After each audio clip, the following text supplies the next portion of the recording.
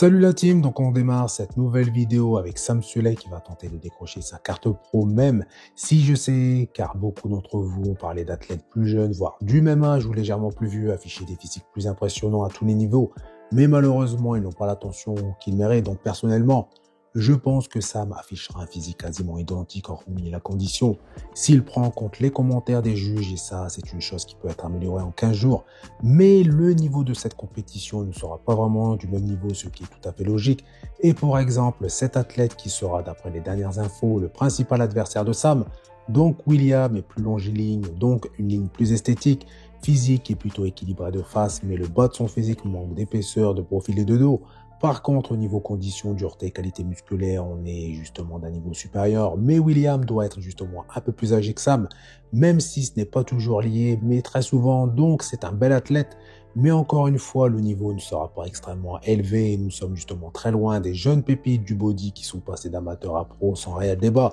Et selon Stefan Kinsey, qui est justement le préparateur de cet athlète, le championnat européen amateur affiche un niveau supérieur à celui de l'Arnold Classic et au vu de la catégorie de Sam, on ne peut que justement être d'accord. Donc si cet athlète est vraiment celui qui affiche le meilleur physique, car personne ne connaît la liste officielle, Sam pourrait potentiellement décrocher sa carte pro en affichant une condition plus poussée avec également un meilleur posing pour mettre davantage son physique en valeur, tout particulièrement ses cuisses. On enchaîne avec un update de Max Murphy à 4 jours du très attendu Arnold Classic US 2025 et Mike nous affiche ici un physique très volumineux mais également dans une condition très poussée. J'ai même l'impression que cette condition sera plus poussée qu'un Monsieur Olympia 2024 même s'il faut attendre le jour J par rapport à la Peak Week, donc la recharge et ce qui va avec pour en être vraiment sûr, mais pour le moment, Mike affiche de belles séparations plus prononcées sur l'ensemble de son physique, fessiers striés, belle qualité musculaire, mais je reste sur ma position et pour ceux qui me suivent, vous la connaissez déjà,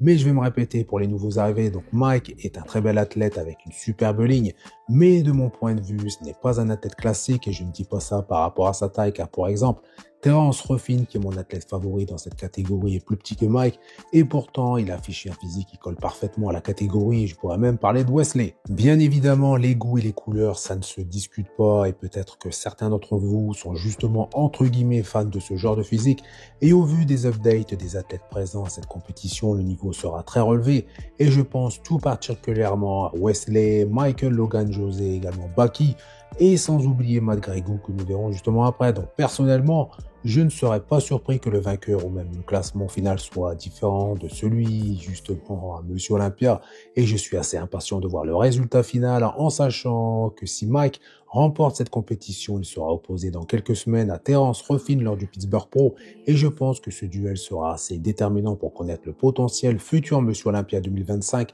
et personnellement entre Mike et Terence ou même d'autres athlètes classiques, mon choix se porte sur Terence si justement au top de sa forme. Justement, voici Matt Gregou qui je le rappelle s'est classé dans le top 10 à Monsieur Olympia, ce qui n'est pas rien compte tenu du niveau de cette catégorie et même si cette salle de posing qui voit justement pas mal d'athlètes défiler comme chaque année, mais énormément valeur les athlètes et bien Matt apparaît ici en super condition. Très volumineux et c'est même assez impressionnant de voir la transformation de Matt en seulement une année, même si son physique n'est pas encore au top en termes d'équilibre, donc chaîne antérieure et postérieure, mais c'est un très bel athlète qui possède le physique pour faire un très bon classement, c'est un autre classique US. Update de James Hollingshead qui est en grande forme après 5 mois sans compétition, donc gros physique, conditions très poussées, belle dureté et qualité musculaire et je pense même qu'il affichera son meilleur physique sur scène grâce à son nouveau préparateur, mais au vu des athlètes présents, j'ai du mal à placer James dans le top 5 à cet anneau classique car le niveau reste vraiment très élevé, les athlètes qui habituellement sont meilleurs le seront encore, même si James affiche un physique plus complet avec plus de rondeur, de volume et une meilleure condition, je ne pense pas qu'il puisse justement se placer dans le top 5 car en comparaison, James manque encore de masse musculaire sur la partie supérieure de son physique. Niveau ligne, ce n'est pas l'athlète le plus esthétique de cette liste, mais je pourrais être surpris car James n'a sûrement pas encore commencé sa recharge et justement certains athlètes affichent des physiques plus impressionnants après avoir rechargé, surtout en voyant sa condition et en sachant que Stefan Kinsey surveille ça de très près. Je n'ai pas souvenir qu'un athlète préparé par Stefan du début à la fin affiche un physique catastrophique sur scène. Au contraire, tous ont été justement au top de leur forme et James sera peut-être la surprise de cette compétition, peut-être pas au point de battre Derek ni Samson, mais de se hisser dans le top 4. On enchaîne avec un update de Brandon Curry qui sur ces images est assez impressionnant. Côté condition, elle est assez poussée, et ça depuis un moment, mais c'était le but recherché pour ensuite gagner en volume. Et au vu de ces images, je pense que l'objectif qui a été fixé en début de préparation est pleinement rempli. Et pour 42 ans, Brandon est encore en grande forme et je pense qu'il sera meilleur qu'à Monsieur Olympia 2024 par rapport à son début de préparation assez tardive, ce qui n'est pas le cas ici car depuis Brandon n'a pas arrêté de s'entraîner, donc je ne serais pas étonné de voir Brandon Curry en pleine forme, avec un physique certes moins volumineux qu'à son prime, mais qui pourrait justement apparaître plus équilibré par rapport à ses jambes, qui n'ont jamais été son point fort, surtout de face. Update de Sean Clarida, qui sous cette lumière affiche un physique incroyable, on voit clairement que le haut de son physique est vraiment rempli et très rond, et on ne peut pas lui reprocher grand chose, hormis une chose, le contrôle de son abdomen, même si les quantités de nourriture absorbées depuis des mois pour retrouver justement ce volume et ces rondeurs doit être assez conséquent, mais on ne peut pas justement passer à côté. Concernant le bas de son physique, il n'est pas du même niveau et il est loin de ce que Sean a pu déjà afficher par le passé. Et la raison est simple, comme tout bodybuilder qui avance dans l'âge, donc synonyme d'une fin de carrière, il affiche une perte de volume au niveau de ses cuisses. Et malheureusement, Sean n'échappe pas à cette règle, surtout en période de restriction, ce qui accentue bien souvent les points faibles. Par contre, plutôt sur le plan de la sèche et des séparations, de la qualité, rien à dire. Le volume de face n'est plus ce qu'il était et ça déséquilibre son physique car le haut du corps est énorme et on voit clairement la différence et je pense qu'avec justement ce déséquilibre, le top 6 risque d'être difficile à atteindre. Même si j'aurais aimé voir justement Sean défier le top athlète de cette catégorie, je crois que cette fois ça ne sera pas le cas. Et n'oubliez pas que Sean à la base est un athlète de la division 212. Update très rapide de William Bonac et j'ai été assez surpris de voir William dans cette condition, mais bien évidemment, elle n'est pas d'actualité, je parle bien de cette photo, même si William ne donne aucune info, mais c'est assez évident que cette photo date de plusieurs semaines. Et je pense que William ou son préparateur ne tarderont pas à partager quelques photos ou vidéos dans cette salle de posing où l'on voit justement tous ces athlètes défiler depuis plusieurs jours. On enchaîne avec Carlos Thomas Jr. et ses clichés qui ont été partagés par son préparateur. Et on peut dire que sous cet éclairage, Carlos est vraiment impressionnant, belle ligne malgré sa petite taille, et surtout avec un physique toujours aussi énorme. Je pense que Carlos est l'athlète que j'ai le plus hâte de voir sur scène, surtout aux côtés de top athlètes, comme Samson, Derek, sans oublier Andrew. Carlos affiche un tout nouveau physique qui n'a jamais été aussi volumineux et découpé de face.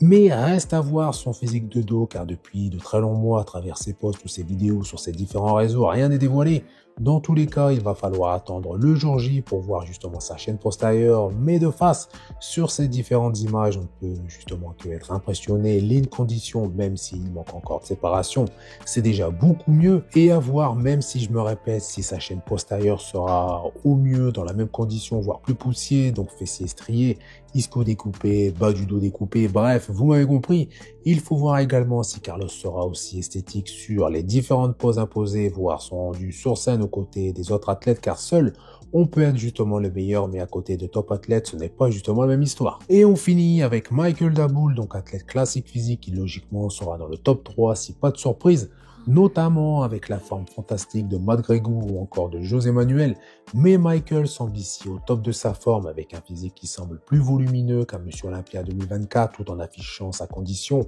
et également sa qualité musculaire habituelle. Je pense que le top 5 classique physique sera extrêmement disputé, extrêmement serré, beaucoup plus que dans la catégorie Open où on peut déjà distinguer le trio de tête, mais concernant le classique, je pense que nous allons assister à une très belle compétition en espérant que chaque athlète soit au top de leur forme, avec certes des structures différentes, mais tous affichent des physiques justement classiques. Et je parle bien évidemment de Wesley, mais également de Logan, Michael, José et seul Mike Summerfield sort un peu du lot avec un physique certes très esthétique, mais beaucoup plus body. Et pour vraiment finir cette vidéo, voici le physique à présenter Sam Sulek à l'anneau classique amateur, et même si ça va déplaire à pas mal de personnes, mais vu le niveau de cette compétition qui personnellement me choque un peu, vu qu'il est vraiment assez bas, eh bien Sam va très certainement remporter sa carte pro grâce à une condition qui s'est améliorée notamment au niveau de ses cuisses, quadriceps, ischio, beaucoup plus de séparation, également plus de détails avec également un meilleur posing.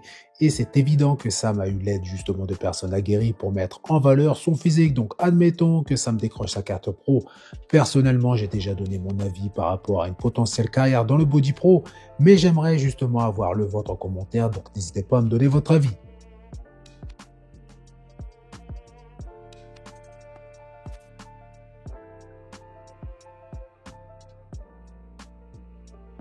Donc voilà, c'est tout pour cette vidéo. Donc comme d'habitude, je compte sur vous pour faire péter les pouces bleus, ça fait plaisir. Vous pensez également à vous abonner pour ne pas rater mes prochaines vidéos. Je vous dis à bientôt. Salut!